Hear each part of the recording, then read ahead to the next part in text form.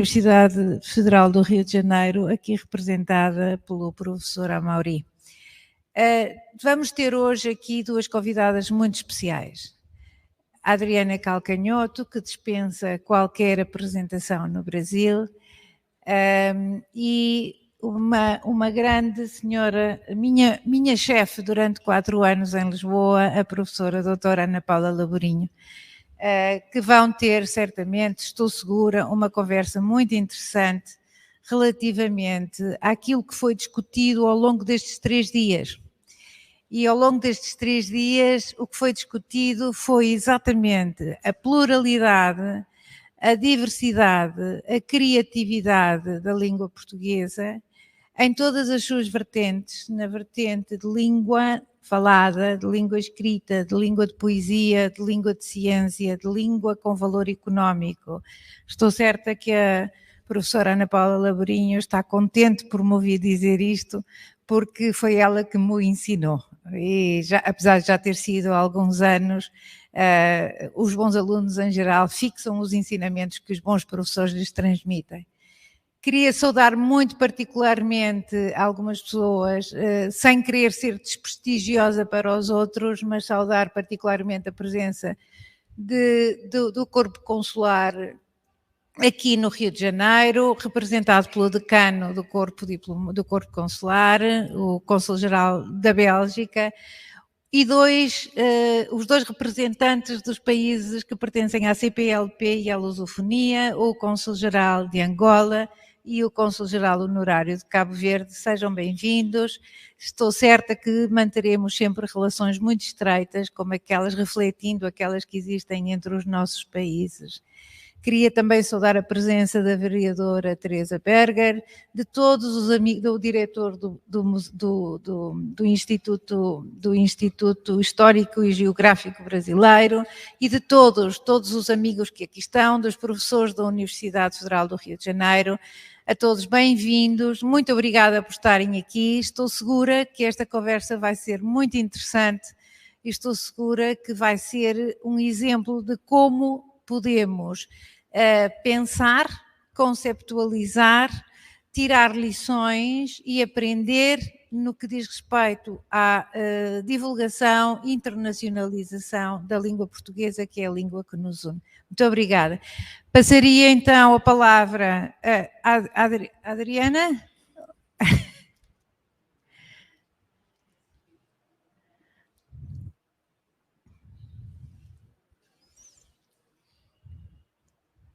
A Adriana é embaixadora da Universidade, na qualidade de embaixadora da Universidade de Coimbra, que aqui está, sim, para poder estar de frente para a Ana Paula Laborinho, e a Ana Paula envio também um abraço e uma saudação muito especial, desejando que venha ao Rio de Janeiro rapidamente para a poder ver pessoalmente.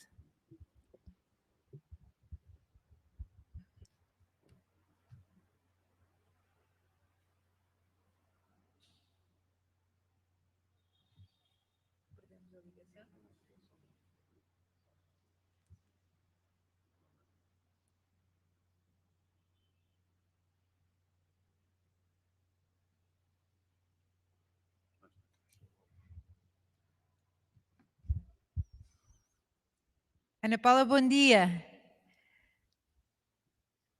Está sem som, não a ouço.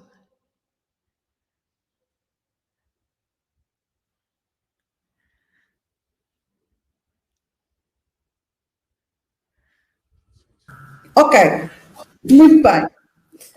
Penso que já me ouvem. Já ouvimos. Tem aqui uma audiência ávida para ouvir e uma pessoa muito querida para consigo dialogar sobre tudo aquilo que é o interesse, a expansão, a internacionalização da língua. É uma conversa sem roteiro, sem guião, para que as falas possam sair de uma maneira natural e na sequência daquilo que cada uma de vós trouxer ao diálogo. Estamos aqui ávidos para ouvir as duas. Adriana, obrigada por ter vindo. Também tenho uma agenda muito complicada e, portanto, é muito especial para nós que esteja cá hoje connosco. Muito obrigada, é um prazer estar aqui falando dessa nossa língua. Eu gostaria de dizer que é muito bem-vinda você aqui. Eu moro no Rio de Janeiro há 30 anos, a gente não se adapta. O bom é isso, que é tudo sempre novidade, todos os dias. Então, gosto das conversas sem guião. Quero dizer bom dia a todo mundo que está aqui também. Então, pronto, vamos lá. Estou à disposição. Muito bom dia, boa tarde a partir de Lisboa e permitam-me cumprimentar duas pessoas em uma. Cumprimentar a nossa querida embaixadora Gabriela Albergaria também por estas novas funções como Cônsul-Geral no Rio de Janeiro, que são tão importantes, mas também queria cumprimentar a Gabriela, que durante 4 anos esteve na porta ao lado da minha e muitos desafios enfrentámos e ela foi uma ajuda muito preciosa para mim e para a casa onde estávamos as duas, foi uma ajuda muito preciosa para muitos desafios que tivemos. Por isso, cumprimento a senhora embaixadora, mas permitam-me cumprimentar a Gabriela. Também gostaria de deixar aqui uma saudação, permitam, muito especial ao doutor Francisco Gomes da Silva, da Costa, peço desculpa. Também um amigo, tive o privilégio de poder pensar e ajudar a construir a Associação Luís de Camões. Sei o trabalho extraordinário que tem realizado e, por isso, é com muita emoção que também o cumprimento.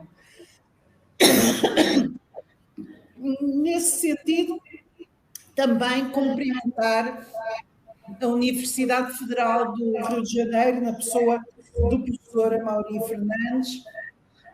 É uma universidade com a qual há muitos anos que colaboro e é um prazer aqui estar na companhia de todos.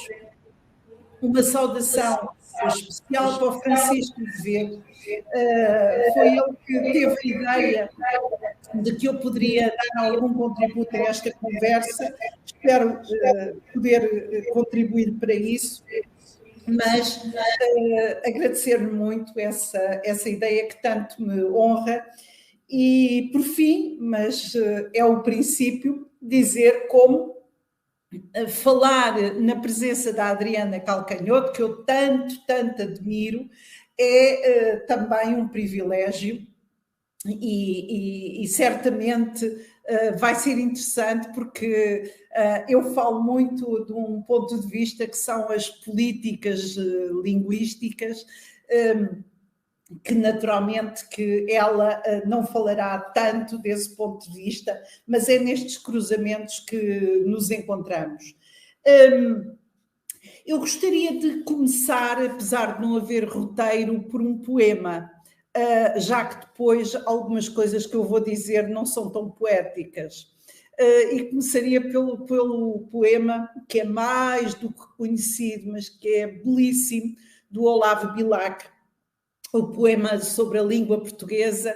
Eu só leio a primeira estrofe e chega para nos lembrarmos dele, que é: a última flor do lácio, inculta e bela és, a um tempo esplendor e sepultura, ouro nativo que na ganga impura a bruta mina entre os cascalhos vela.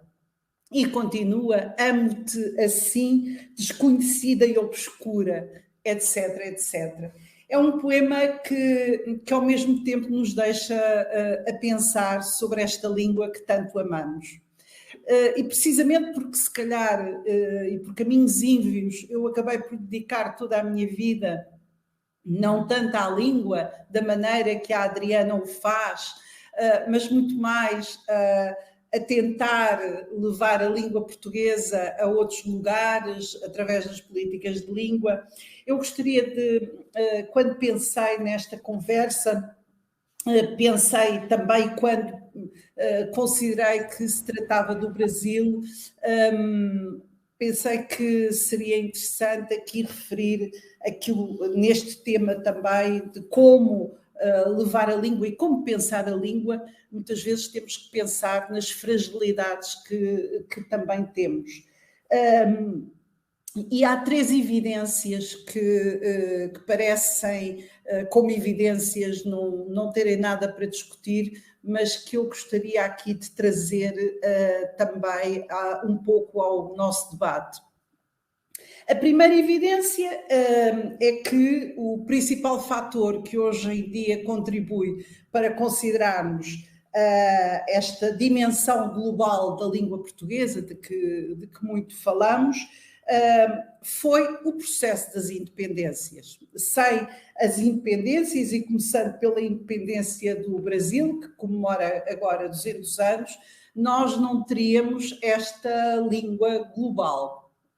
E a partir daqui poderíamos conversar sobre muitos aspectos, mas há pouco tempo também, num encontro em que estive, em que também estava o embaixador Gonçalo Melo Mourão, que aqui representou o Brasil junto da CPLP, ele dizia alguma coisa que me ficou, é que também o bicentenário do Brasil é afinal o bicentenário da língua portuguesa neste sentido de lusofonia.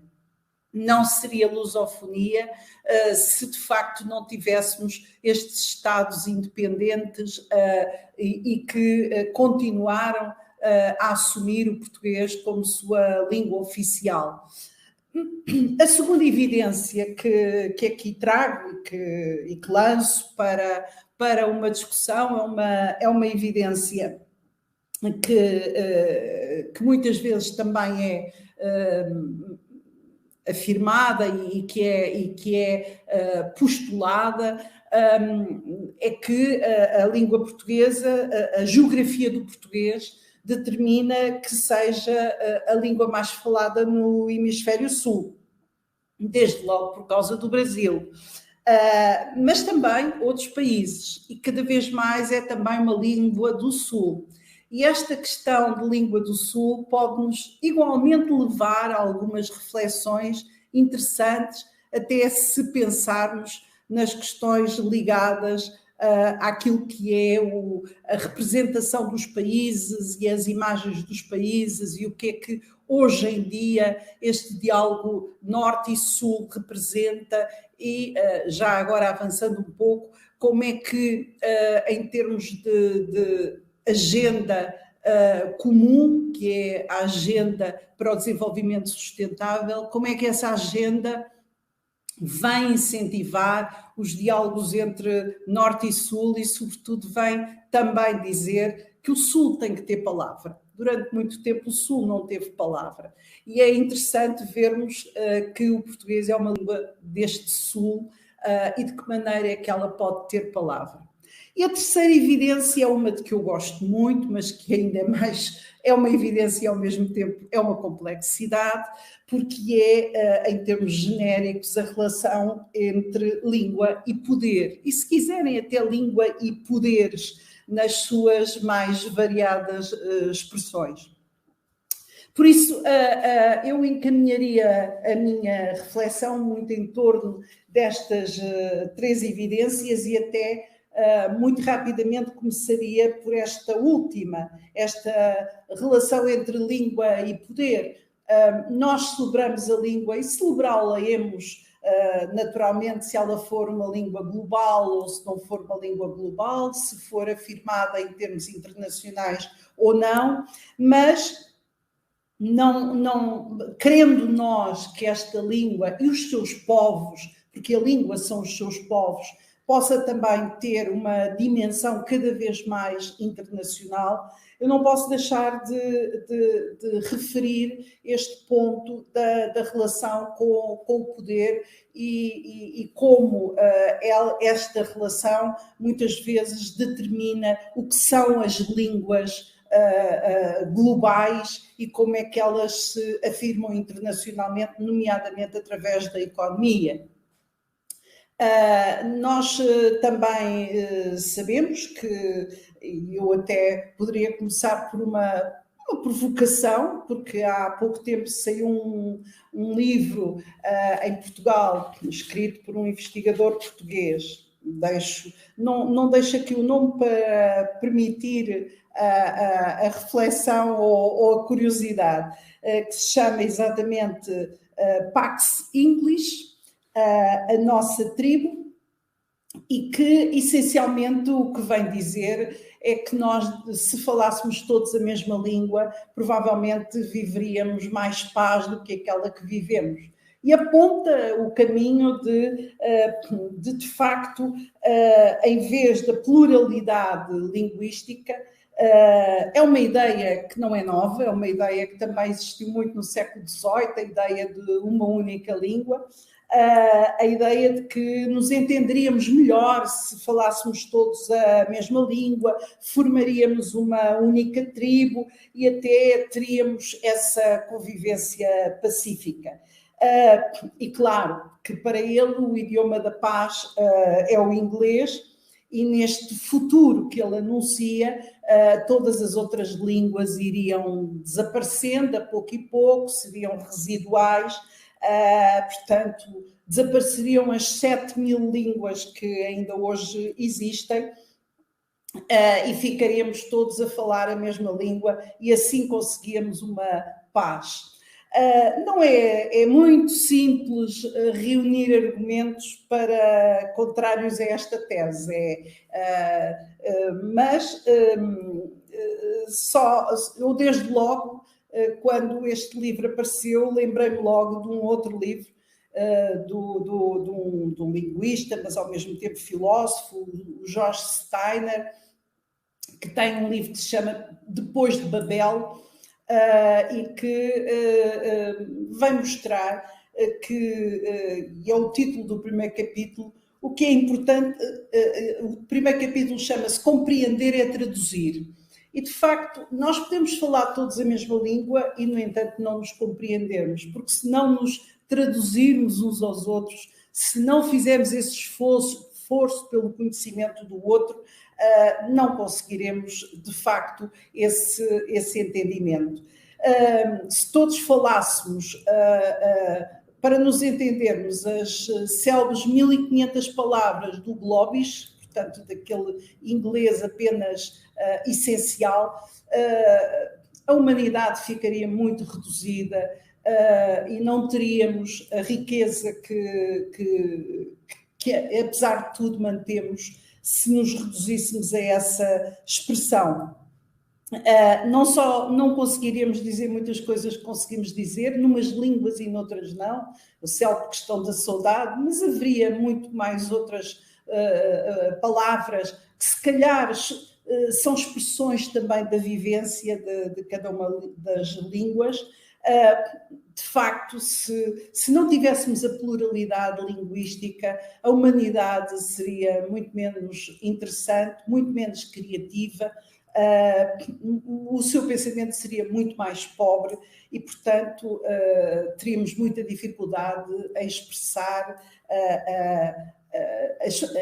esta condição humana. Por isso, não há nada como mantermos a pluralidade das línguas e, de facto, não há em lado nenhum justificação que nos permita dizer que falar a mesma língua permite a paz. E nós que na Europa estamos a viver um conflito muito grande, uma guerra, que começou até por ser justificada por razões linguísticas.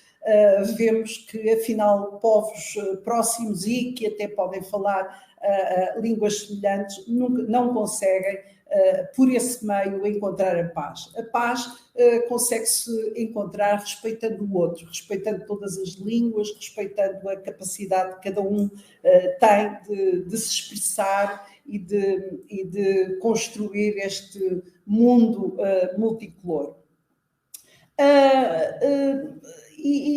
Mas eu gostaria ainda, nesta questão das línguas e das questões de poder, dizer que nós organizámos precisamente em fevereiro tive a oportunidade de estar no Rio de Janeiro, a Conferência Internacional das Línguas Portuguesa e Espanhola, em Brasília, e houve alguns aspectos que me surpreenderam, porque se falava um dos temas era a inovação, e eu pensei que quem falava de inovação e tecnologias das línguas iria dizer que também iria para esta linha da unidade linguística, e ao contrário, o que vieram dizer os grandes especialistas de tecnologias das línguas é que há uma cada vez maior tendência com as tecnologias, precisamente, para que cada um utilize a sua língua e isso nota-se nas redes sociais. As redes sociais são um repositório extraordinário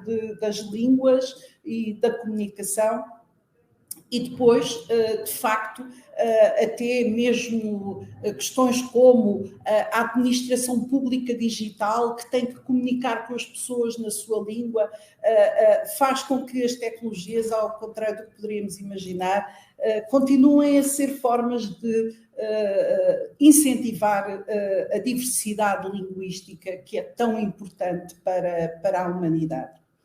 E daqui, depois deste ponto, eu gostaria de, muito rapidamente, até porque isto é uma conversa, ir à tal primeira evidência que eu referi, que é de que sim, é verdade que o português, como língua global, decorre, e não podemos deixar de referir, dos seus antecedentes coloniais. Mas as independências poderiam ter determinado outros caminhos e em particular África ou mesmo Timor-Leste, poderiam ter determinado outros caminhos e não foram esses que os povos independentes e conscientes escolheram. Escolheram manter o português como sua língua oficial e, portanto, hoje em dia é um património de 9 países, e poderíamos ainda acrescentar Macau, está em 4 continentes e, nesse sentido, naquilo que é também o trabalho comparativo entre as tais línguas globais, o português tem uma vantagem, até em relação ao espanhol, que é uma língua com mais falantes, que é o facto de estar em 4 continentes, enquanto que o espanhol está em 2, poderíamos pensar 3, mas essencialmente 2 continentes. É curioso porque quando a CPLP foi criada, este aspecto foi considerado uma fragilidade e hoje em dia é considerado uma força. É considerado muito importante uma língua que está espalhada em vários lugares no mundo e em que cada um dos países depois estabelece as suas próprias outras parcerias, mas levando sempre consigo a língua portuguesa. E esta questão leva, de facto, àquilo que me parece uma das características mais interessantes, não só do português, como de políticas linguísticas que têm vindo a ser desenvolvidas, que é o pluricentrismo. Que é a ideia, de facto, de que nós temos uma língua plural, não é uma língua igual em Angola, em Moçambique, no Brasil. É uma língua através da qual nós nos entendemos todos, conversamos todos, comunicamos todos, mas que tem as suas variedades e elas só vêm enriquecer a língua. Desse ponto de vista, o trabalho que tem sido feito pelo Instituto Internacional da Língua Portuguesa tem sido extraordinário, porque às vezes não damos conta de tudo o que faz.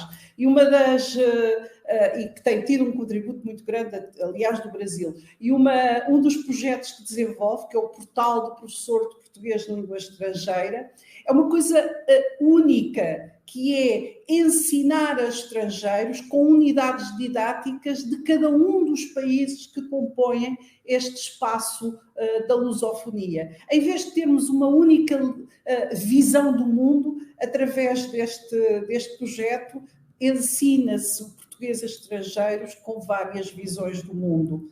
E isto leva-me também a uma questão que é muito relevante, Aliás, este dia 5 de maio é também o dia das culturas de língua portuguesa, é que nós temos uma língua que já ela própria é diversa, mas que exprime várias identidades e que exprime várias culturas.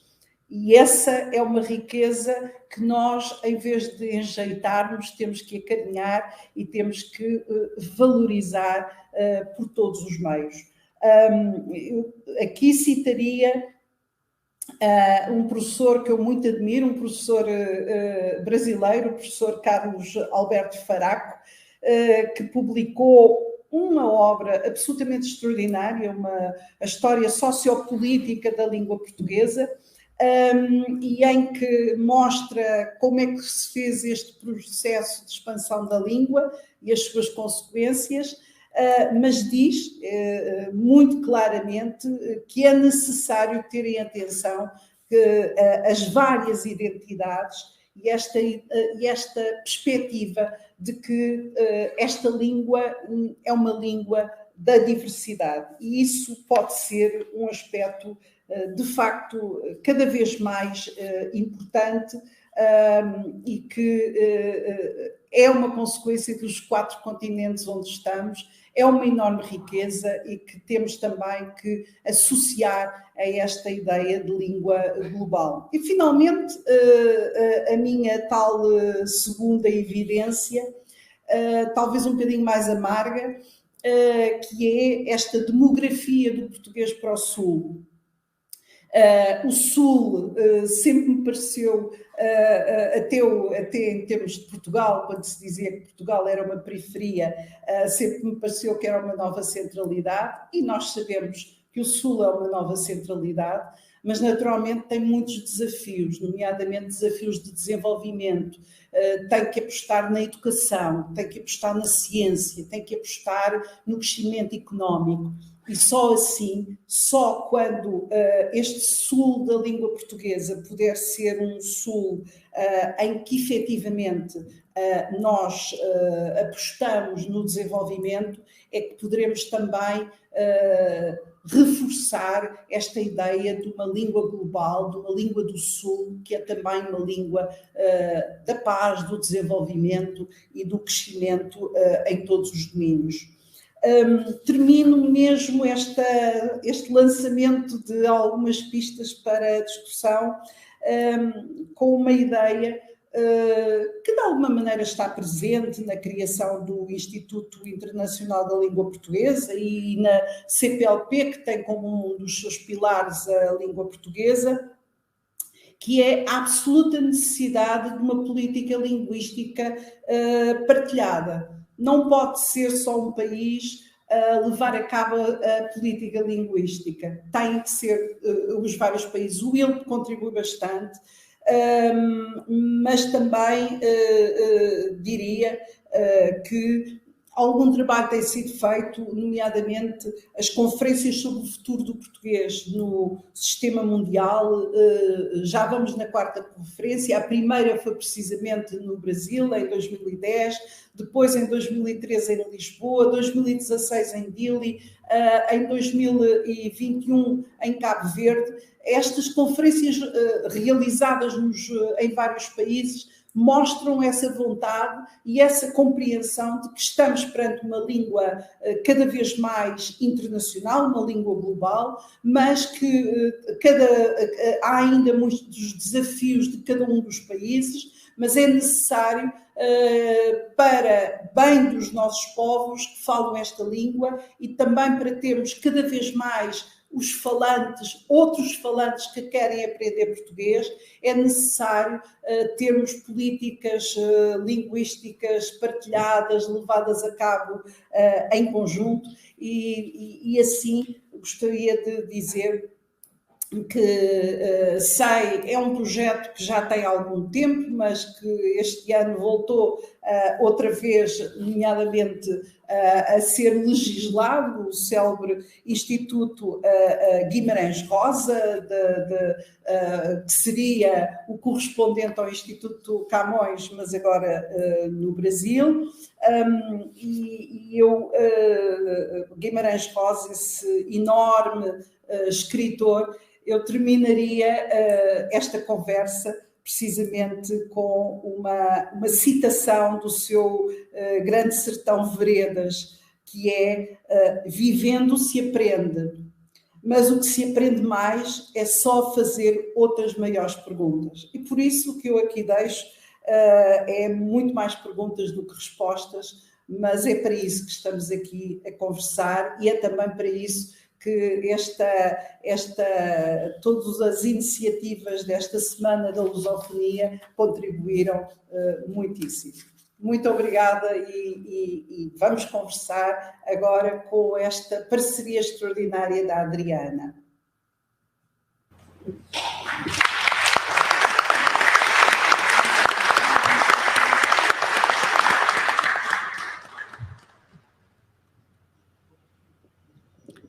Bem, Ana Paula, um prazer conversar consigo. Eu concordo com muitas coisas. Eu não sou uma especialista, sou uma amante, uma amadora da língua, e concordo inteiramente com essa ideia de que a língua portuguesa ela é uma língua global. Ela nasce como uma língua global, porque ela nasce primeiro que ela nasce antes de Portugal, né? Isso já é uma coisa interessante, que ela se chama língua portuguesa e nasce antes de Portugal. Isso já é um começo interessante. E ela vai, ao longo do tempo, ela vai sendo acrescida de coisas de muita qualidade, né? Isso vai dando uma estatura para a língua. Grandes escritores de outras línguas vão se deslumbrando com a língua portuguesa, como Alfonso X, coisas que vão colocando a língua num patamar de muito respeito, assim. E isso vai ajudando a língua com a sua estrutura, sua estruturação.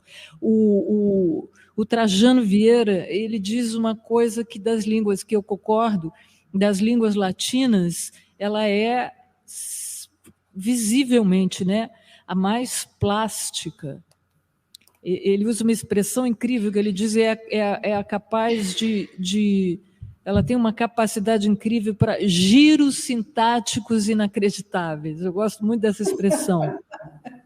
Então, para a gente citar o Caetano Veloso, eu vou citar aqui provavelmente muita gente de música, porque a minha experiência é essa, né? É a veiculação da língua portuguesa através da música pelo mundo, no sentido dessa globalidade dessa língua, né? E o Caetano, numa canção muito conhecida e que é muito lembrada nesse dia de hoje, sempre, todos os anos, no dia 5 de maio, que é a canção chamada Língua, ele pergunta o que quer e o que pode essa língua. E o que pode essa língua, eu acredito que não seja pouca coisa, visto o que já foi feito nessa língua e tudo o que pode vir, né? O que Camões faz com a língua e propõe com a língua e as coisas que ele inventa a partir da língua e o nível que ele estabelece a partir daí. E então viria depois um super Camões, que seria o Fernando Pessoa e o que o Mário de Sá Carneiro, e o nível de alargamentos que a língua se propõe, ou aceita, ou que esses escritores em língua portuguesa vão propondo e vão fazendo. E isso que você fala sobre a língua no Sul, especificamente aqui no Sul da América, voltando ao Caetano, essa nossa necessidade, talvez a nossa vocação, a nossa obrigação, né, em termos de originalidade, de estarmos na América falando a língua portuguesa, cercados de língua espanhola, já é uma necessidade, já é uma obrigação de originalidade que a gente tem e que a gente cumpre, no meu entender, né? Então, com a própria coisa, você fala da globalidade. Eu estava aqui conversando com a Gilda, não sei onde ela está, com a Gilda Santos, a gente estava falando de Camões e de Baco dentro dos Lusíadas, e essa ideia realmente de ser global, da língua portuguesa se esparramar pelo mundo. Isso tem a ver, naquele momento de Camões, com o esparramento dos portugueses pelo mundo, e isso é intrínseco à coisa dos portugueses, mas é também relativo à própria língua, né, que nasce antes do próprio país. Isso é muito interessante. É uma língua... o Caetano, eu acho que matou essa charada com uma pergunta, né? Não matou, como você, Ana Paula, não está matando a charada com respostas, e 5 perguntas. O que é que quer e o que é que pode essa língua?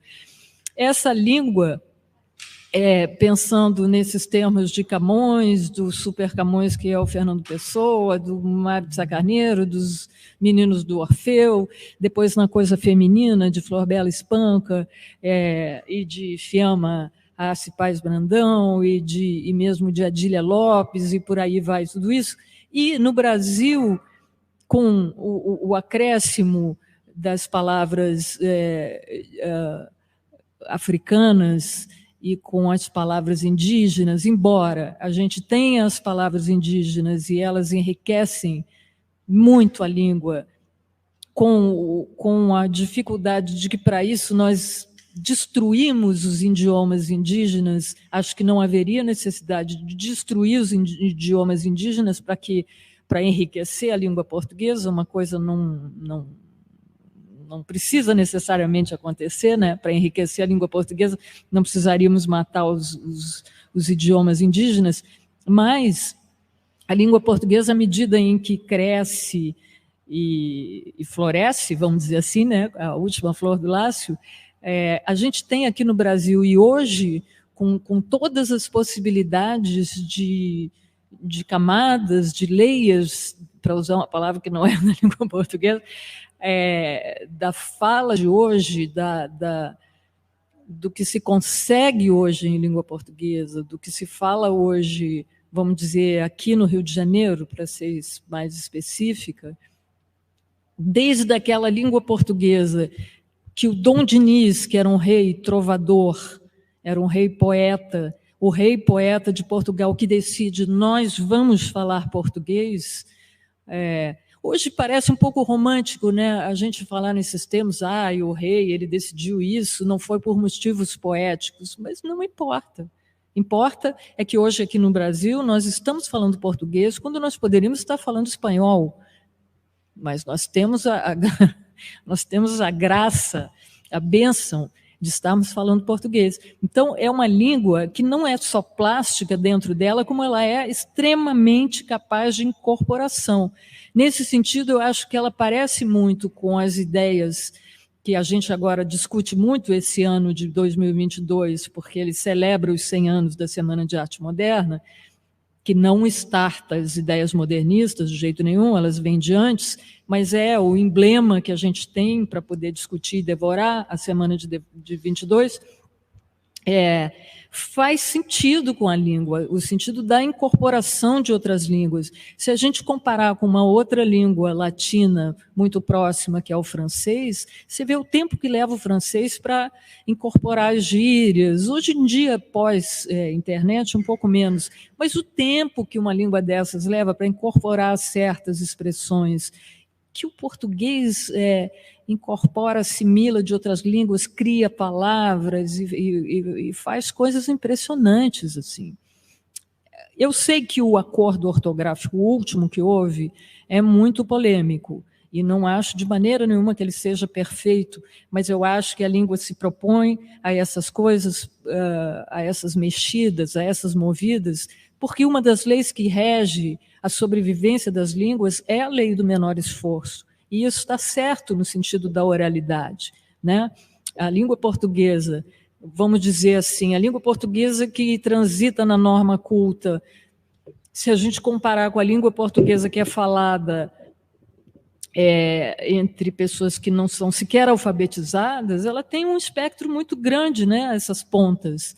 E isso é rico, isso não é pobreza, isso é riqueza. A língua portuguesa toda, entre a África e o Brasil, o Sul, como você diz, a língua portuguesa do Sul, a língua portuguesa do Norte, tudo é uma língua portuguesa, né? Então, ela é riquíssima e poderosíssima, e plástica, e maleável, e artística.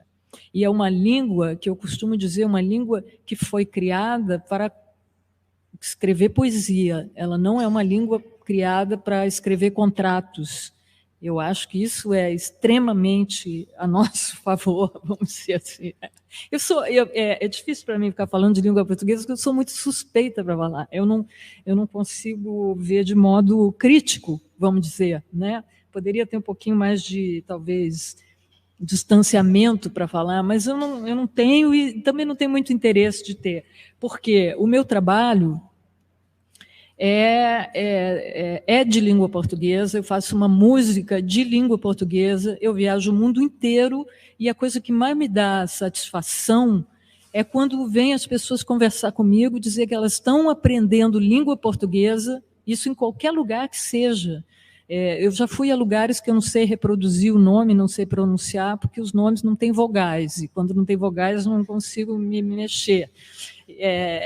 Dizendo que estão aprendendo língua portuguesa para entender o que o Chico Buarque está dizendo, ou eu, ou o Caetano, ou, enfim, o Vinícius de Moraes, ou qualquer que seja o autor. Então, a língua portuguesa é muito poderosa. Eu considero um privilégio ter nascido, ter aprendido, ser a minha língua mãe, porque ela não é uma língua fácil de você aprender quando você é adulto, por mais que seja...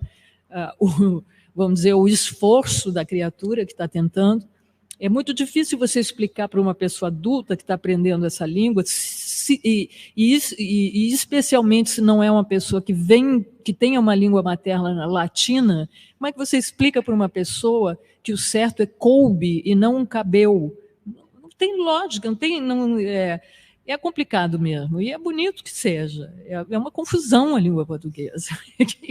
E eu acho que o Chacrinha, por exemplo, que é um filósofo da língua portuguesa, dizia isso. Vamos complicar, vamos confundir, é isso que a língua portuguesa tem para dar. E dá, né? Você citou o Guimarães Rosa, agora traduz o Guimarães Rosa para o inglês e lê, para você ver o que acontece. Você traduz alguma coisa, mas você não traduz nem o Guimarães e muito menos o que você pode com essa língua. Mesma coisa para os Lusíadas, mesma coisa, né? Eu acho isso fascinante. Eu acho que temos muito o que fazer no sentido exatamente do espalhamento, né? Da divulgação, da transmissão da língua portuguesa no mundo. Mas isso acontece porque é muita gente no mundo falando a língua portuguesa. Somos, o Brasil, responsáveis por essa quantidade. Não somos os únicos responsáveis, mas temos responsabilidade nisso. Então, a gente tem que levar isso muito a sério. Neste momento em que vivemos, está muito difícil isso. Sabemos os motivos, mas eu tenho fé. Eu acredito que não vai durar isso que nós estamos vivendo, que quero crer que isso não vai passar de outubro. Um pensamento que é contra a nossa língua e a nossa cultura. A nossa cultura é a nossa língua, né? Então, eu tenho esperanças para com o país e a língua.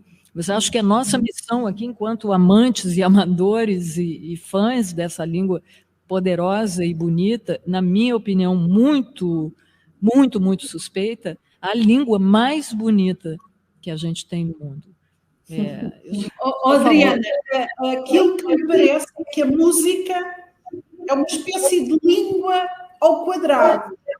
A música é o português mais português, porque junta a melodia àquilo que também já é a melodia do português. E daí o papel tão importante que os músicos têm em levar esta língua a todo lado. As canções começaram na Grécia antes da literatura, começa a lírica, né? Lírica vem de lira, então a música acontece, as canções acontecem para envolver o poema, para que a gente fique mais fácil decorar o poema.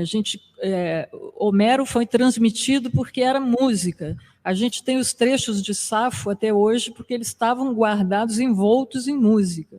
É para isso mesmo que serve. Então, você tem toda a razão.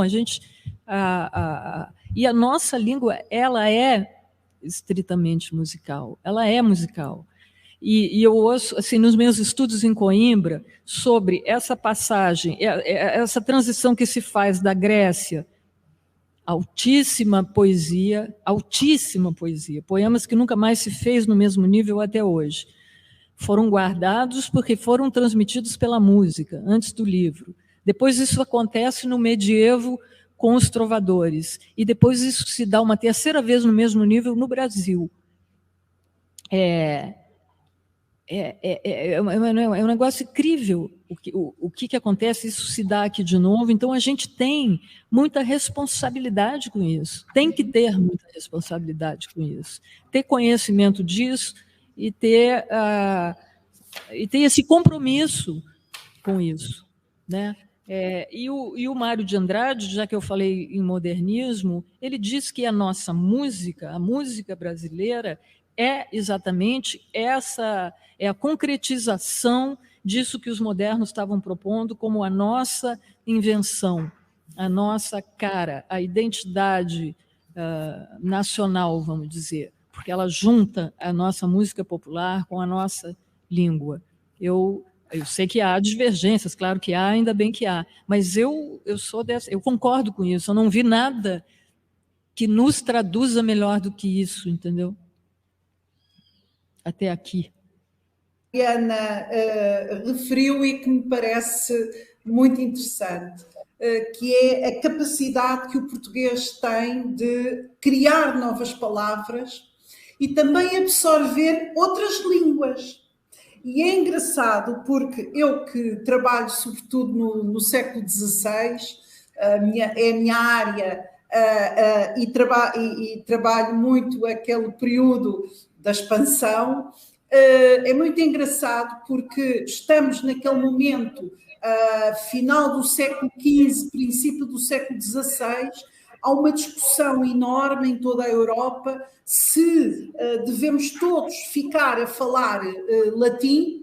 Eu gosto muito de citar isto para nós pensarmos que estas coisas não são novas, se devemos todos ficar a falar latim ou então assumir os vulgares. Portanto, as línguas que eram faladas, que eram mais orais e muitas delas ainda não estavam gramaticalizadas.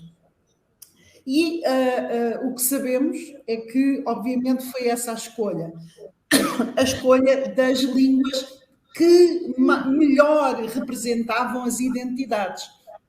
E é nesse momento que aparece o francês e o espanhol e o português como línguas autónomas.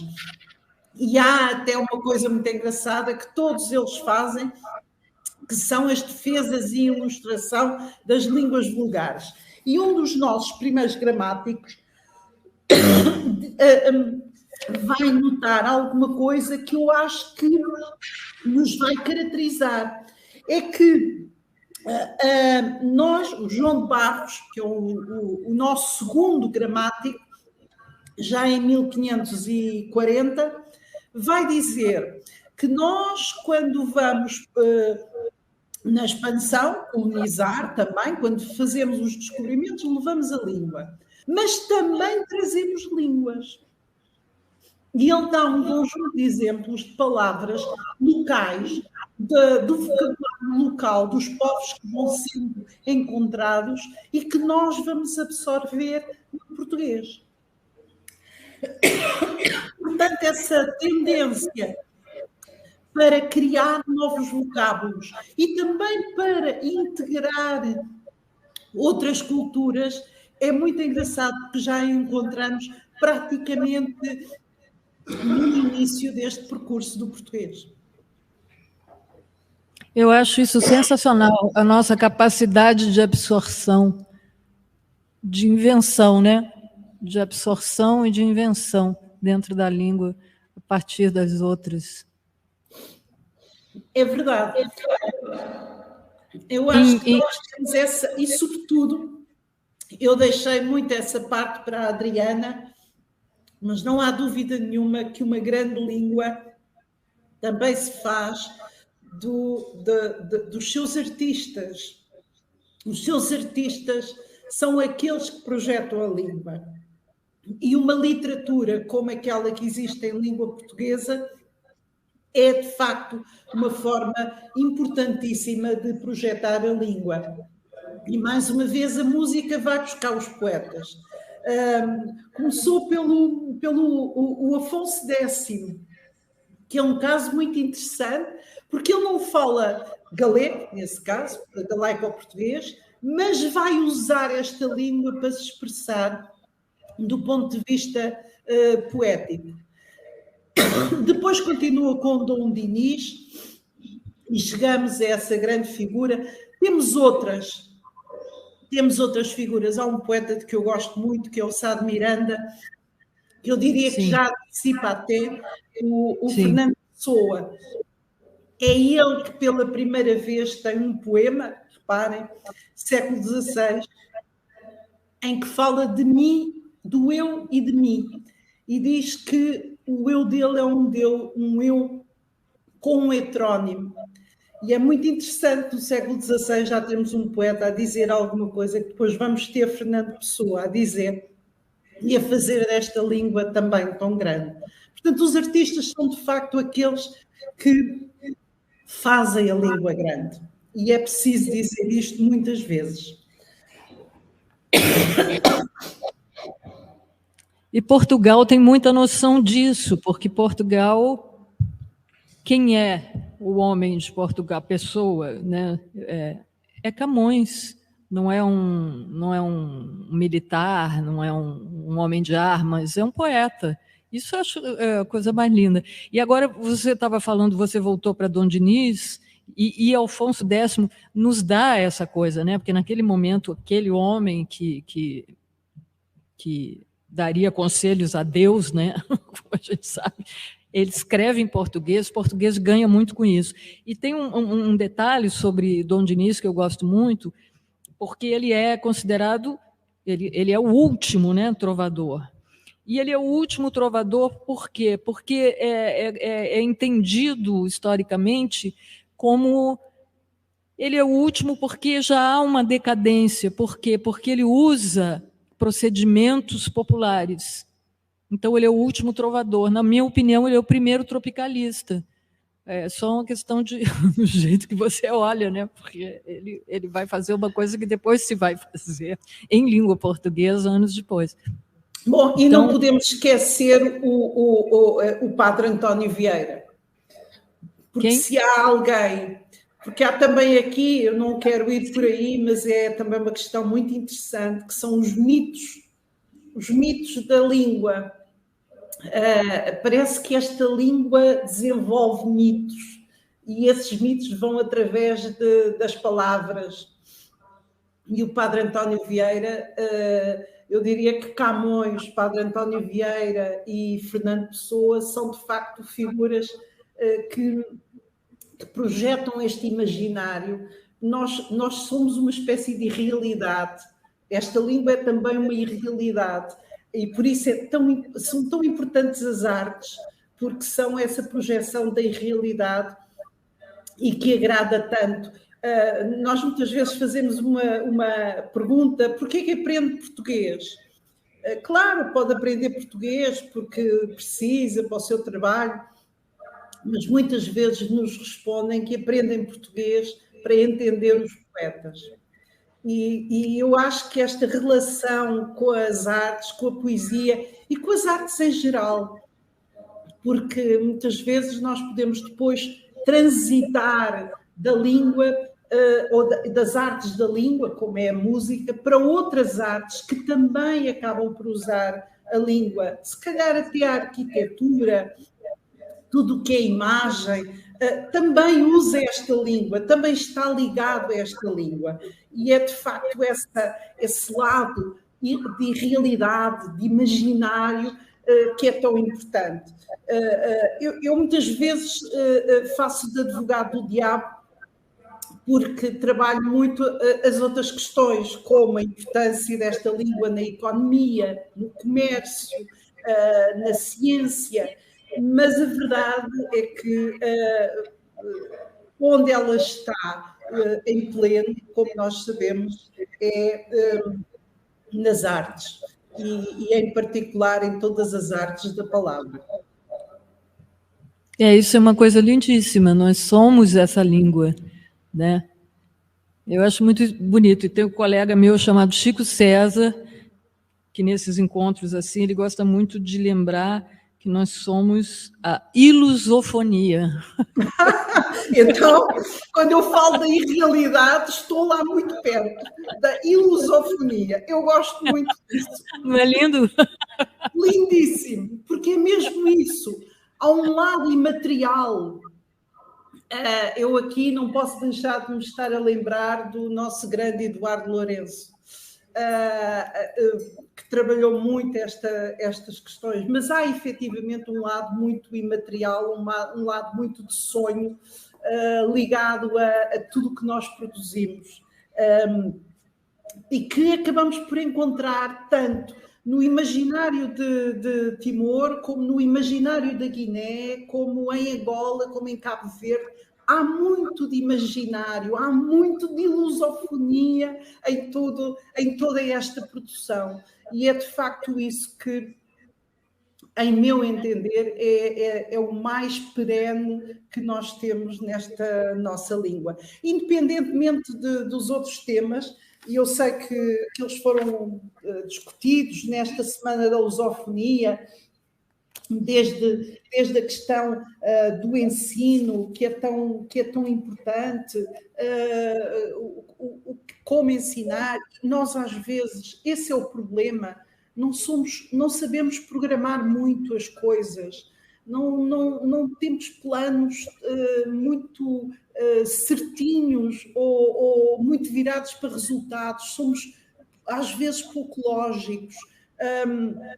E isso também tem, obviamente, outros aspectos negativos. Mas não há dúvida nenhuma que esta língua é uma língua que nos une na sua pluralidade. E eu só voltaria ao ponto do acordo ortográfico. Não é que eu o queira discutir, como diria, como disse no passado, o atual Ministro da Educação de Portugal, João Costa, diria, eu faria um acordo com uma única linha, cada um escreva como quer. Claro que isso é também a ilusofonia, mas é preciso dizer que a ortografia é a parte mais mutável de uma língua. E nós vemos isso porque, se estamos a discutir o acordo, então porquê é que não escrevemos todos como em 1910, que se escrevia mãe com I e pai com E? Quer dizer, a ortografia é alguma coisa que vai mudando e irá mudando. Aquilo que a língua é, na sua capacidade, na sua musicalidade, na sua semântica, essas sim são as partes mais importantes de uma língua, em meu entender. Embora nós nos lembremos sempre do Fernando Pessoa, que dizia que abismo sem Y não era abismo.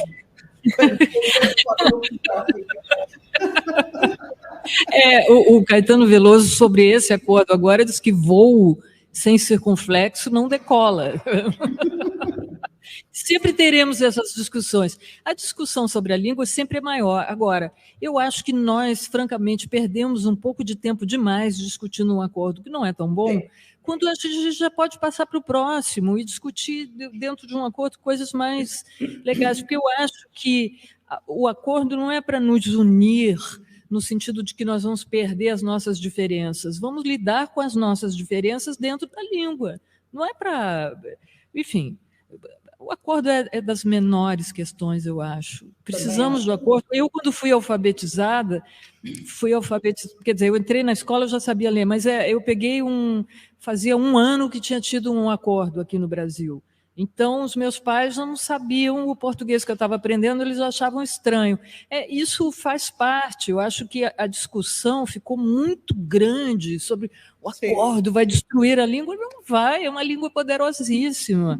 Precisa de acordos, precisa de limpezas, precisa que caiam os penduricalhos sem que mexa, e não vai mexer na estrutura de uma língua tão sólida e tão plástica, né? Vamos discutir o que a gente realmente precisa discutir, eu acho.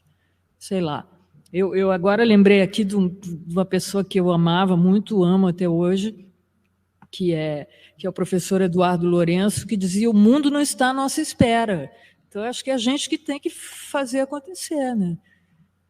Exatamente. E eu aqui recordo alguém que foi antecessor da nossa querida embaixadora, da Gabriela Albergaria, o Seixas da Costa, que num debate aí no Brasil sobre as questões da língua, alguém dizia: se calhar nós seríamos mais ricos se tivéssemos aprendido holandês em vez de aprendermos português. E ele dizia com imensa graça: bom, a bossa nova em holandês não deve ter... Pelo amor de Deus! A bossa nova em holandês deve ser uma coisa terrível. Gente...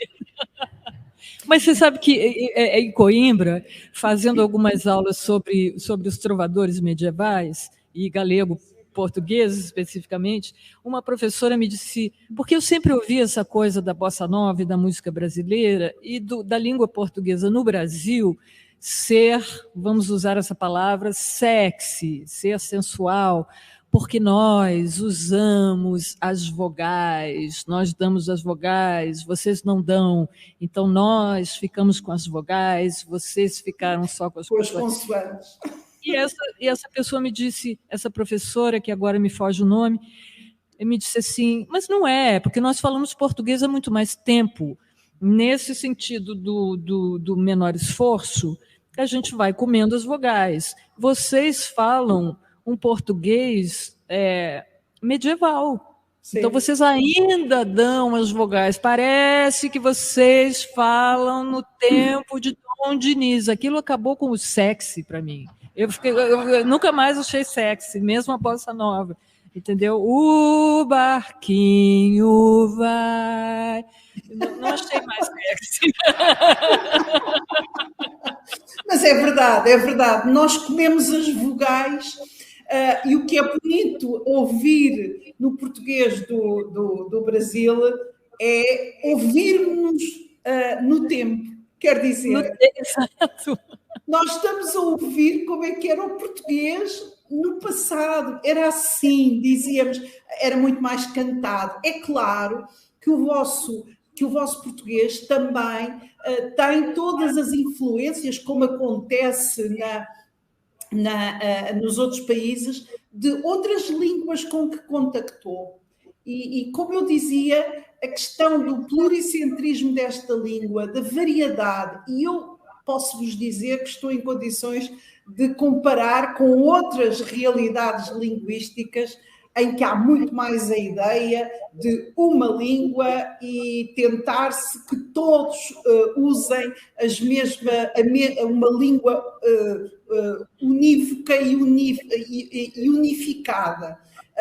Claro que não é possível isso, e também no espanhol nós temos muitas línguas, mas há menos consciência, curiosamente, dessa pluralidade linguística. E eu acho que nós, provavelmente porque já fizemos este processo mais tardiamente, é um processo que as independências aconteceram mais tarde, há muito mais a consciência. Ainda precisamos de fazer muito caminho, não vamos ser eufóricos ao ponto de dizer que não há caminho. Há muito caminho para fazer nesta ideia de aceitar a diversidade, de aceitar que vai haver sintases diferentes, que vai haver formas de dizer diferentes, mas o fundamental é que nos entendemos, comunicamos. Às vezes nem tão bem, mas eu acho que é melhor assim. Aqui no Brasil, dentro do Brasil, a gente tem uma fruta que tem 4 nomes, dependendo da região, e mesmo em Portugal, que não é tão grande, isso acontece. Não é desejável que seja unificada, não é possível e não acho que seja desejável, né? Não sei. Sim, e nós temos, por exemplo, a Madeira e os Açores. Eu, durante algum tempo, dei aulas na Madeira e devo dizer que não entendia nada do que os meus alunos diziam. Nada! Só ao fim de algum tempo é que eu comecei a perceber o que é que eles estavam a dizer. E depois acabámos por fazer uma aula só sobre vocabulário muito específico, porque era tão diferente o vocabulário que eu não entendia o que é que estavam a dizer. Lembro-me do repartido ao lado. O repartido ao lado é que o cabelo, o risco ao lado que nós fazemos no cabelo é o repartido. Eu não entendia nada. Portanto, esta diversidade é tão boa. A partir ao lado é uma coisa maravilhosa. Portanto, temos que assumir esta pluralidade. E ainda haverá mais pluralidade, porque nós temos muitas comunidades espalhadas pelo mundo, de todos estes países, e essas comunidades também vão ter as suas expressões. Às vezes protegem muito as suas línguas, a sua aprendizagem, mas elas também vão contactar com outras realidades e nós temos que estar preparados para tudo isso. Mas eu não deixo aqui de também focar num aspecto que sempre me chocou muito. Aí a nossa querida embaixadora também sabe muito bem de que é que eu estou a falar. Eu costumava dizer que a Europa é o pior sítio para nós divulgarmos a língua portuguesa, curiosamente.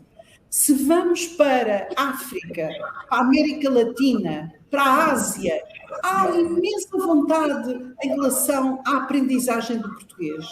Mas, por causa daquela questão que eu coloquei do Sul, se vamos para a Europa, temos a experiência, por exemplo, em França, de nos considerarem uma língua rara e exótica. É assim que nós estamos classificados entre as línguas estrangeiras. Ou então, no outro país, é considerado uma língua dos pobres ou dos imigrantes. Portanto, há aqui também um esforço que temos que fazer todos, de mudar a representação desta língua e mostrar como esta língua é uma língua da criatividade, é uma língua pujante, de povos jovens e de povos que fazem e que estão a construir uma história da humanidade.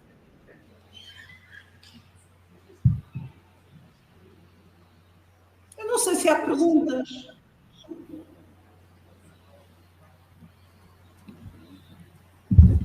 Eu creio é que a conversa ainda não acabou, Ana Paula, ou já acabou? Vamos continuar a alimentar aqui esta conversa tão deliciosa. Muito bem. Adriana. Perguntar para ela? Mais coisas? Não, eu vou abrir o espaço às perguntas do público, quem quiser participar, se há alguém que tenha uma pergunta, mas estava tão enleitada com esta conversa que acho que podemos abrir o espaço, se alguém quiser fazer alguma pergunta, e eu começaria por dizer que foi uma conversa absolutamente maravilhosa. Agradeço às duas esta fluidez, este diálogo sem guião, em que as ideias surgiam e onde não há discursos escritos. Lembrei-me de muita coisa com que lidei durante os 4 anos que trabalhei no Instituto de Camões.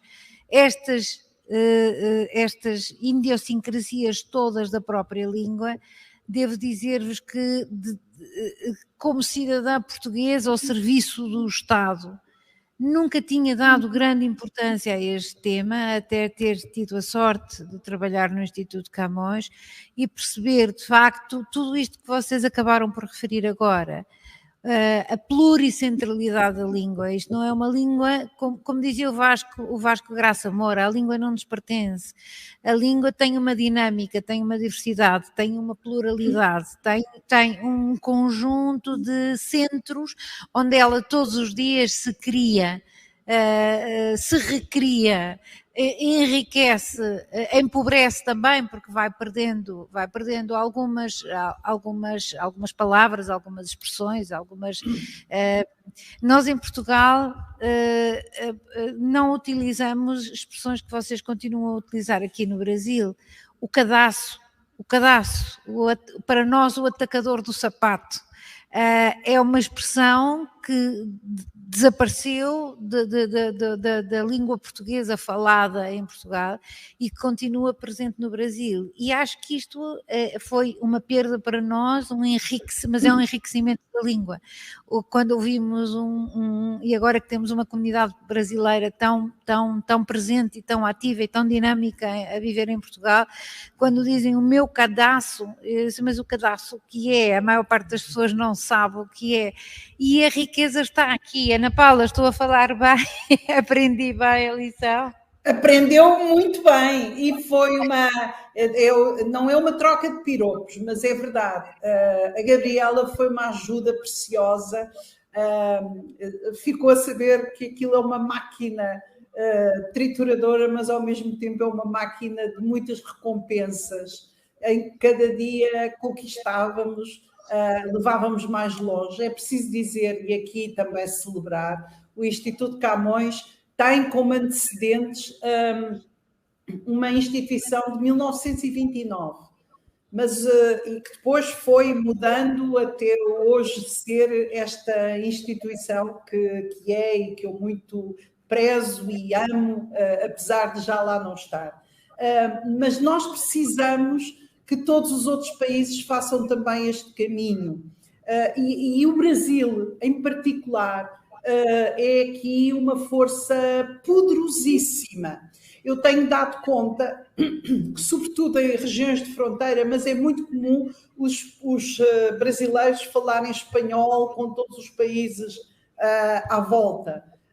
E eu tento que falem português, porque cada um pode falar a sua língua e temos aqui duas línguas próximas, o português e o espanhol. Duas línguas com raízes culturais muito semelhantes e que, em conjunto, se pensarmos na importância das demografias, na definição de língua global, formam 850 milhões de falantes. Mas é preciso que nós falemos português com estas comunidades e, nomeadamente, com estes países de língua espanhola, e eu acho que há muito futuro para esta cooperação, sem nunca deixarmos de falar a nossa língua. Portanto, a Gabriela foi uma ajuda muito importante e teve essa possibilidade de aprender e de compreender e, sobretudo, passar a valorizar mais, porque já valorizava, a língua portuguesa. Qual é, em meu entender, o problema do Brasil? O Brasil é tão grande, ao contrário de Portugal, que às vezes não sente a necessidade de usar a língua para a sua internacionalização. O Brasil está muito fechado, e alguém me dizia isto, com responsabilidades no Brasil, responsabilidades políticas. O Brasil muitas vezes fecha-se sobre si, porque não tem... É tão grande, é um mundo, não tem esta necessidade. Por exemplo, Portugal, país pequeno, tem de ir ao encontro dos outros e sair de si próprio.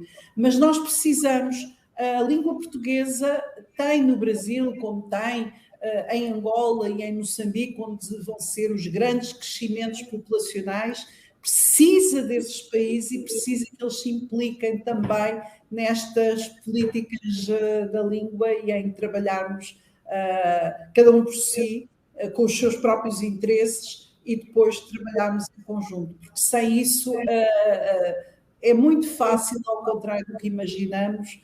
Estamos aqui neste mundo maravilhoso, mas eu muitas vezes tenho que contactar com o outro. Aquele que, como por exemplo o domínio da ciência, que acha que a língua de ciência é o inglês e que não vale a pena apostar em mais numa língua, o que não é verdade, porque pensarmos numa língua ou noutra é diferente, e nós temos que também consolidar todas as instituições que contribuem para isto. E já agora uma palavra para o Real Gabinete de Leitura, porque uma instituição como aquela é um cartão de visita absolutamente extraordinário para a língua portuguesa. E por isso todas estas instituições ajudam muito a este trabalho que tem de ser feito no Brasil, precisa de ser feito no Brasil, é muito feito através da música, devo dizer, da literatura e da música, e até mais da música, que é o reconhecimento da língua através, como uma parte da identidade brasileira. Portanto, esse é um trabalho que há que ter maior consciência dele no Brasil, mas felizmente temos a música brasileira, temos também a música de Cabo Verde, que são poderosíssimas formas de levarmos a língua, mesmo que seja o crioulo, não tem importância. Levamos também português através do crioulo. Acho eu. Não sei o que é que a Adriana pensa. Eu acho essa questão, tudo isso como ideal. Eu acho que a gente tem uma questão aqui que é o caso da pandemia, sabe? Atrasou muito o ensino de tudo, e o ensino da língua portuguesa realmente caiu muito com a coisa da inadequação para as aulas online, e a gente vai precisar recuperar isso, sabe, em relação, claro, a todas as outras matérias, mas você precisa saber a sua língua, né? Entender a sua língua e tudo. E tem essas questões, assim, existe uma coisa que as pessoas contam um pouco como anedota, mas eu conheço muitos amigos portugueses que no Brasil entram no táxi ou vão aqui no Rio de Janeiro pedir um suco, se comunicam minimamente assim em língua portuguesa, a pessoa pergunta: de onde você é? A pessoa diz: de Portugal. Ah, mas fala português muito bem. E o outro lado disso, que é que nós, em Portugal, nós aqui falamos brasileiro. Nós não temos a menor noção de que nós falamos brasileiro. A gente acha que fala português. Mas em português, mas em Portugal, volta e meia eu ouço isso. Quer que fale brasileiro? Brasileiro, mas eu falo português. Não, você fala brasileiro.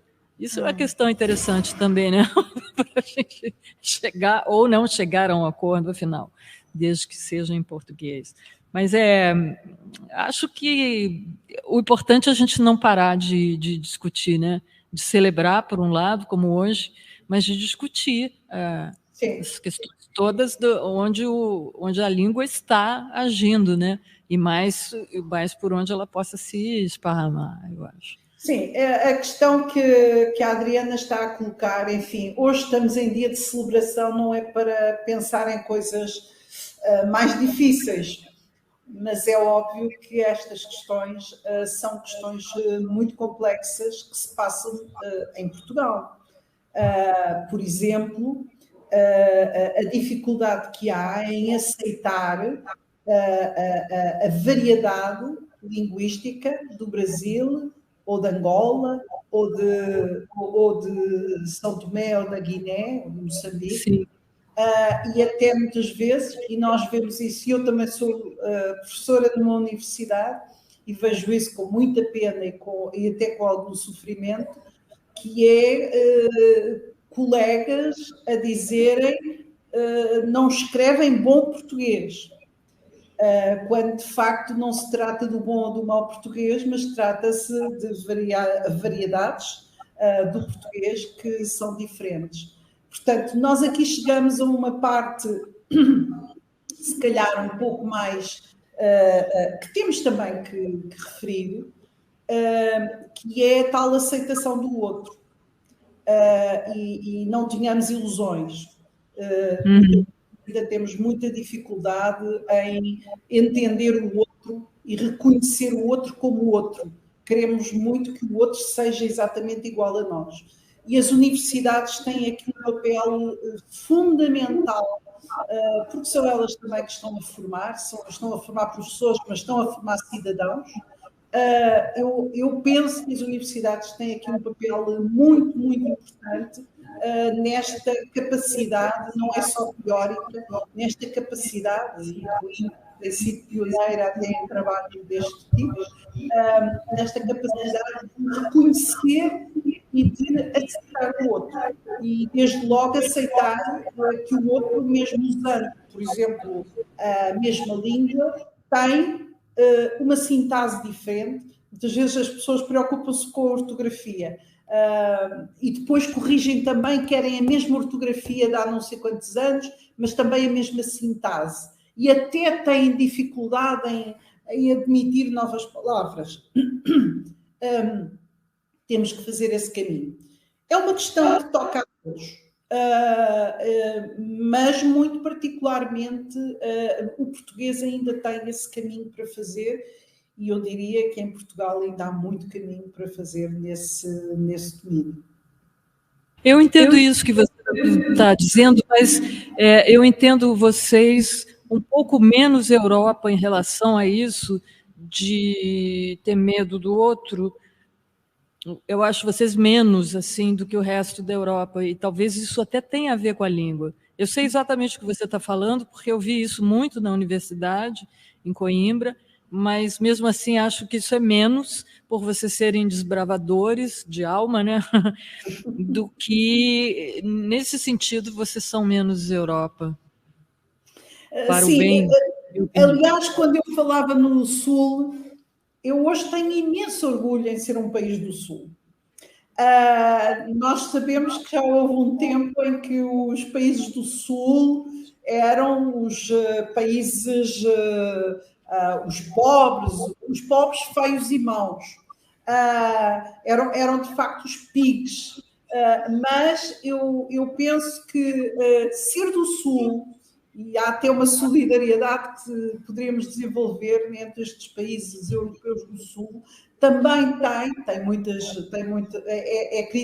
muitos aspectos frágeis, mas também é uma grande riqueza, porque o entendimento que, apesar de tudo, nós conseguimos ter com todo o Sul, quer seja com a África, quer seja com a América Latina, todo esse entendimento, de facto, é um entendimento extraordinário e que é real. Eu costumo dizer, eu se for, e agora pegando na questão dos negócios, é muito interessante porque chegámos a fazer encontros sobre línguas e economia e as empresas diziam, aliás há uma espécie de ideia que é as empresas seguem a rota das línguas, as empresas diziam que tinham muito mais facilidade, obviamente, em trabalhar com países de língua portuguesa ou de língua espanhola e, sobretudo, de língua portuguesa do que tinham para trabalhar com países na Polónia ou enfim, outros países. Porque havia também uma forma de comunicar negócios que passava pelas línguas, pelo entendimento cultural. Portanto, até desse ponto de vista, as línguas também são formas de articular e de aproximar as pessoas. E eu, de facto, sinto-me muito mais próxima de alguém. Claro, do Brasil nós dizemos que somos irmãos e é verdade, mas mesmo dos países da América Latina eu sinto-me muito mais próxima do que de um finlandês ou de um polaco ou de um húngaro. Tenho proximidades, mas de facto estou bem a comer, a rir, aquilo que faz parte estrutural da humanidade e passa muito pelas línguas e pelas culturas. Claro que nos sentimos muito mais próximos, nós portugueses, os espanhóis, se calhar também, e outros destes países do Sul. E eu até, se me permitem, sobre a questão da utilização da língua como potencial e como ativo económico, permito-me aqui referir aquilo que foi a minha experiência estes últimos 4 anos em Bogotá e na Colômbia em geral, onde quer a Embaixada de Portugal, quer a Embaixada do Brasil e o IBRACO, que era o Instituto Brasileiro na Colômbia, não tínhamos mãos a medir com estudantes que queriam aprender a falar português, e não estamos a falar de jovens, estamos a falar de homens de negócio que queriam saber falar português apenas e única exclusivamente, não com esta vertente de querer ler o Fernando Pessoa, ou querer ler o Olavo Bilac, mas sim de fazer negócios. E aqui, de facto, a língua também adquire umas características de uma língua que navega em áreas que aparentemente não estariam no âmbito das áreas mais comuns, mas que têm a ver com o mundo dos negócios e com o seu potencial económico. Bom, mas de qualquer maneira estamos quase a aproximar-nos do fim.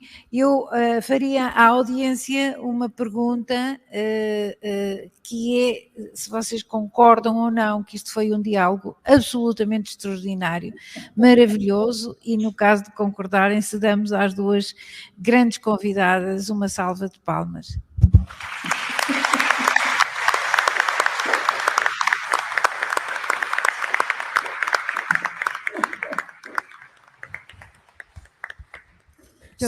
Eu tenho que agradecer, bem gostava de estar aí, mas não estou, mas acho que mesmo não estando conseguimos, Adriana, conversar de uma forma sem guião, e para mim foi um enorme prazer, não só ver grandes amigos que aí estão desse lado, como ter esta oportunidade de falar com a Adriana, que eu tanto admiro.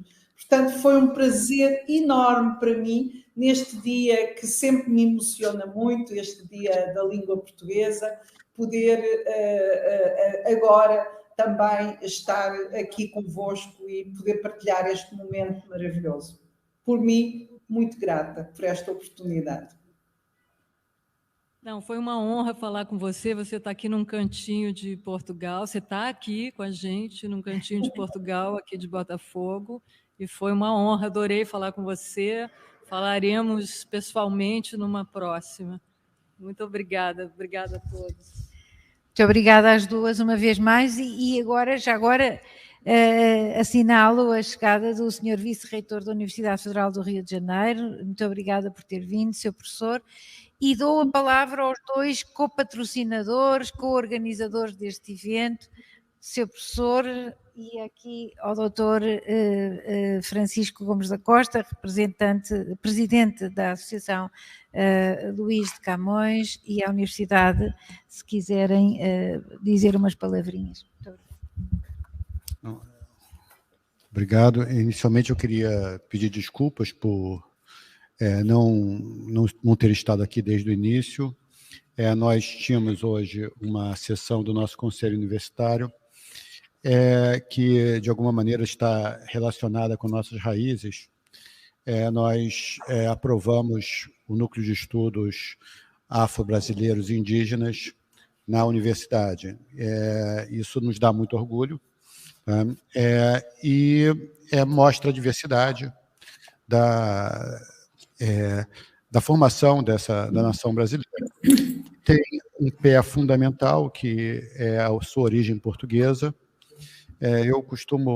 Sabe que nós saímos muito por aí ao mundo, né? E não são raras as vezes que algum estrangeiro diz para mim, "You speak Brazilian?" E eu respondo, "Actually, it's Portuguese, and we are very proud about that."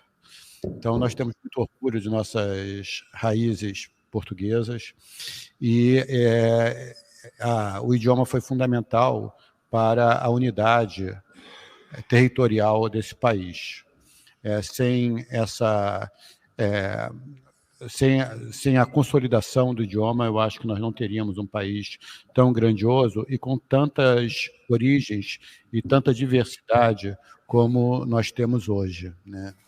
Então, um tremendo orgulho, e inclusive, a senhora falava da importância econômica.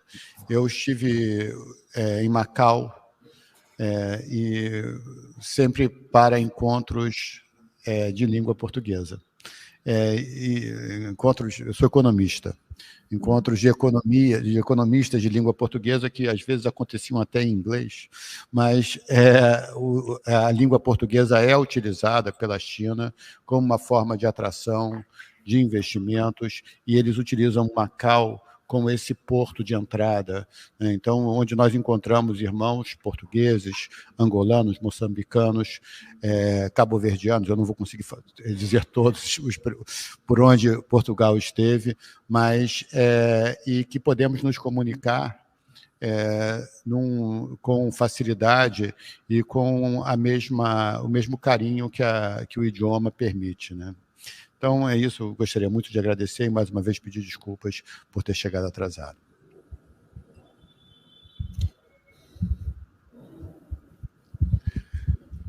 Primeiro, gostaria de cumprimentar a todos e, se me dão licença, um cumprimento muito especial para a doutora Ana Paula Laburinho, que, juntamente comigo, trabalhamos e desenvolvemos o projeto da criação da Associação Luís de Camões. Doutora Ana, muito gosto em a rever, não pessoalmente, mas pelo menos pelo canal. A gente já há alguns anos que não nos encontramos, mas eu tenho muito gosto em ter visto e ouvido a senhora falar nessa conferência. Falar da língua portuguesa, nós tivemos, e aí eu quero parabenizar e agradecer. Parabenizar o projeto que foi desenvolvido pela UFRJ, pelo Consulado-Geral de Portugal no Rio de Janeiro e pela Associação Luís de Camões. Foi um projeto da Semana da Lusofonia, onde nos últimos 2 dias, o dia inteiro, nós estávamos falando e discutindo sobre a língua portuguesa, professores do Brasil, professores de Portugal, professores de Angola, de Cabo Verde, todos falando e discutindo as coisas boas e as coisas ruins sobre a língua portuguesa. Foi um projeto que eu parabenizo as 3 instituições que elaboraram e, ao mesmo tempo, agradecer a todos que participaram nesses debates, nesses últimos 2 dias, que se encerra hoje aqui, e professores que gentilmente colaboraram com a gente. Então, a todos a gente agradece. E hoje, que é o encerramento dessa Semana da Lusofonia, parabéns a todos e também cumprimentá-los e agradecer pela presença e que esses projetos a gente desenvolva e crie nos próximos anos, porque realmente, como vocês falam, a nossa língua não tem limites e nós temos que exercer, desenvolver e cada vez mais, e o senhor reitor estava falando de Macau, a gente não esquece que a China hoje tem uma quantidade de universidades onde já se aprende o português. Então, realmente, a nossa língua está em todos os continentes e eu cumprimento e agradeço a todos e vamos, com certeza, nos próximos anos, desenvolver novos projetos, mais semanas da lusofonia, para que a gente possa, com orgulho, ir desenvolvendo todo esse trabalho que e que não tem. Às vezes eu me lembro que o ex-ministro dos Negócios Estrangeiros esteve no Real Gabinete e, numa palestra que ele apresentou, ele falava do valor patrimonial da língua. Então, ele falava em cifras. Quanto é que vale a língua portuguesa? E realmente não foi, quer dizer, ele apresentou uns números, mas depois disso eu já li diversos economistas que tentam achar um valor, vamos dizer, patrimonial sobre a língua. portuguesa. E cada um tem um número com diferenças imensas, mas o importante, quer dizer, não é o valor em reais ou em dólares, o que a moeda, mas acho que a nossa língua, o valor dela é o que nós falamos. Então, muito obrigado, parabéns a todos e vamos nos próximos anos essas instituições ou novas instituições desenvolver projetos como esse da Semana da Lusofonia, parabenizar a UFRJ, parabenizar o Consulado-Geral do Rio de Janeiro, onde, com imenso prazer, esta é a primeira sessão que a nossa nova embaixadora cônsul do Rio de Janeiro, a doutora Gabriela, ela participa, e participa com uma alegria que é contagiante. Quer dizer, quando a gente começou a falar sobre o projeto, ela chegou tem 2 semanas, então, na verdade, não conhecia muita coisa, mas desde os primeiros momentos ela se colocou com todo o prazer à disposição para a gente realizar da melhor forma esse projeto.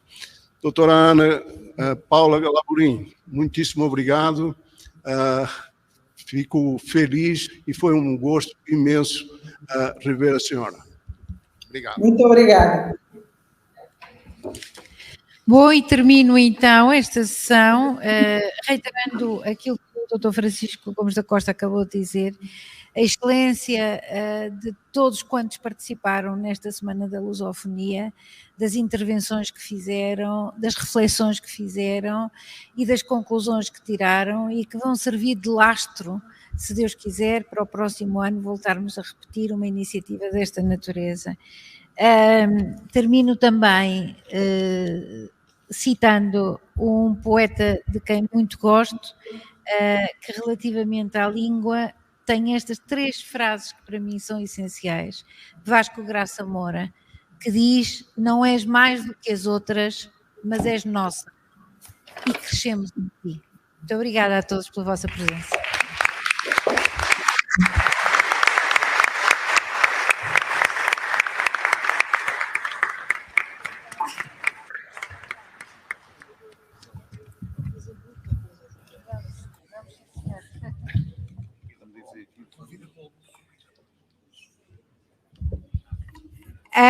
Esqueci-me de dizer que temos aqui um almoço de arroz de pato e estão todos convidados para o almoço e é com muito gosto que vos recebo a